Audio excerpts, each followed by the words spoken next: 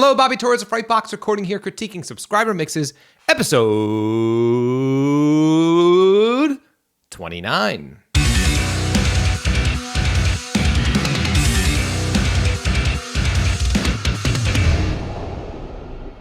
So before we dive into this group of mixes submitted by my loyal subscribers, I just want to let you know that we live in the absolute greatest time in history to be a hard rock or metal musician. And this mainly comes down to the fact that we have these awesome tools readily available called amp sims and MIDI drums. The problem is people make the same mistakes over and over and over again when using these tools. And because of this, I put together my straightforward PDF guide called the MIDI Drums and Amp Sims Production Checklist. In this checklist, I highlight the key points and the key areas where people generally go wrong so you can be pointed in the right direction and not make these mistakes and produce better results with the amp sims and MIDI drums you're currently using. The PDF is absolutely free and there's a link below in this video's description where you can download it right now. So without any further ado, let's jump into this group of mixes submitted by subscribers. And our first mix here comes from Aaron. Let's see what we got.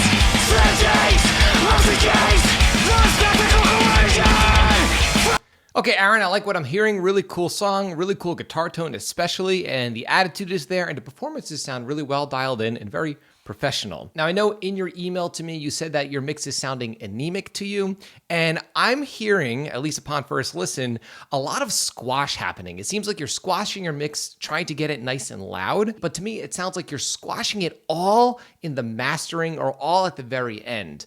In other words, maybe you're not clipping your drum bus, maybe you're not taking care of your snare as far as clipping your snare in the mix itself. You have to remember that loudness comes from the mix, not from the master. The master can help your mix become louder, but if you want a nice loud mix that still sounds dynamic and clear and still has punch in the drums, you have to take care of the dynamics within the mix itself by clipping your snare, then sometimes, using parallel compression on your drum bus or using tape saturation on your drum bus, then using some maybe console emulation on your tube bus. And these little bits of processing, as they add up, will enable you to produce a nice loud mix that's also still transient heavy and dynamic. There's no one quick fix to make your mix loud. You can't just slam it with a limiter at the end. Often you'll end up with a mix that's overly squashed and very anemic sounding. So I have a feeling that might be your issue. If you watch this video, let us know in the comments below, and hopefully I could point you in the right direction. Thanks for your submission. All right, our next mix here comes from AS. That was the name that was on the email. So as far as I know, his name is AS. Let's check out his mix.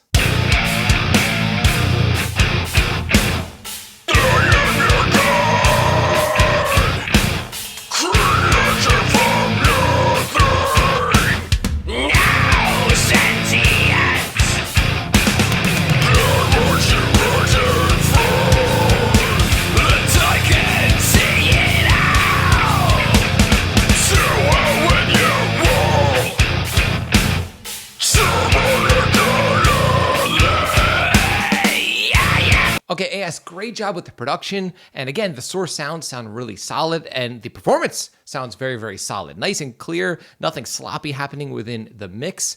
I noticed though that the vocals are very, very heavy in the upper lower mids, so around 500 to 700 hertz. You're going to want to scoop a little bit of that out in the vocal to help clear it up and make it sit alongside the other instruments in a much more natural way. Now, your mix is very, very loud. It's even clipping within my DAW, but at least it's clear and doesn't sound squashed or overly distorted. So great job there. So that's my main note here. The vocals sound a little heavy-handed in the lower mids, kind of like he might be cupping the mic, which I'm not really against. For me, when I'm recording vocals, I don't care what the vocalist does. I'd rather get a great performance than a pristine vocal sound. But if I do let the vocalist cup the mic and there is a buildup of lower mids, then I just scoop them out to make the vocal sound a little more clear. And I think that's what you should do in this mix to help, again, the vocals sit alongside the great sounding instruments that you have in your production. So thank you so much for your submission, and I can't wait to hear your future work. Okay, now we have a mix here that was sent as a FLAC file, I believe it was, and I can't play it in Pro Tools, but I'm gonna play it in my media player on my computer. And the mix comes from Mr. Matt. Let's see what he has.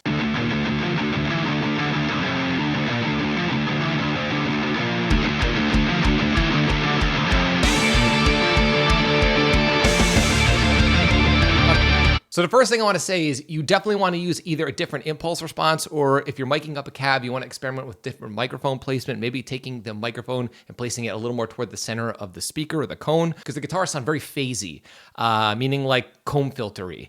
And again, if you're using an amp sim with an IR, I would highly recommend using a different impulse response, but let's keep listening.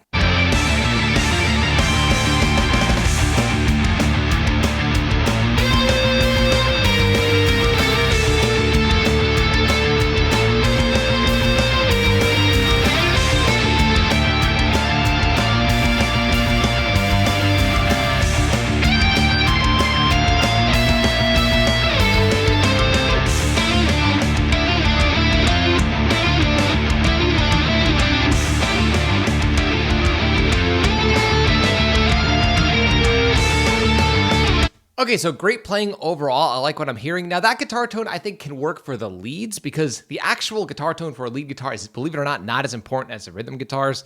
In my opinion, my philosophy is the rhythm guitars are part of the foundation of a mix, and you definitely want to try some different impulse responses for your rhythm guitars or a different microphone placement.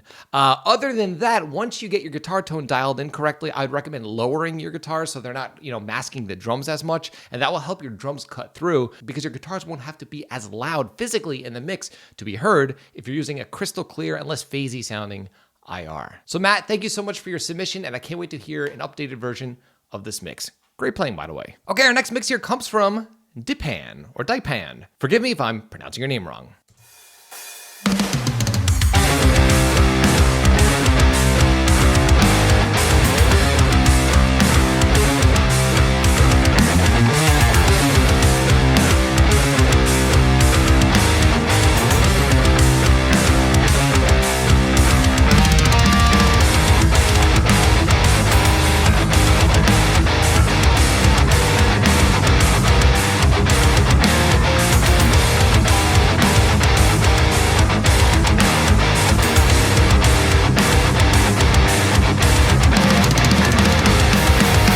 Okay, so I like what I'm hearing so far. Really cool riffs. I'm gonna assume this is a work in progress because I don't hear any vocals, and this clearly is a song that needs vocals, or at least maybe a lead guitar that plays a vocal melody type of line.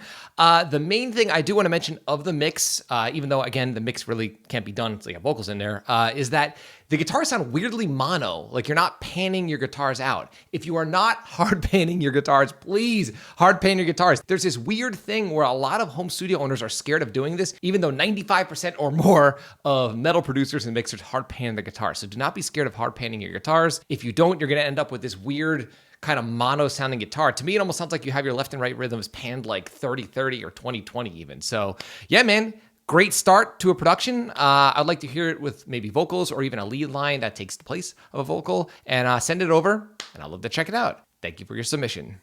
All right, our final mix here comes from Mr. Yandon. Let's see what he has.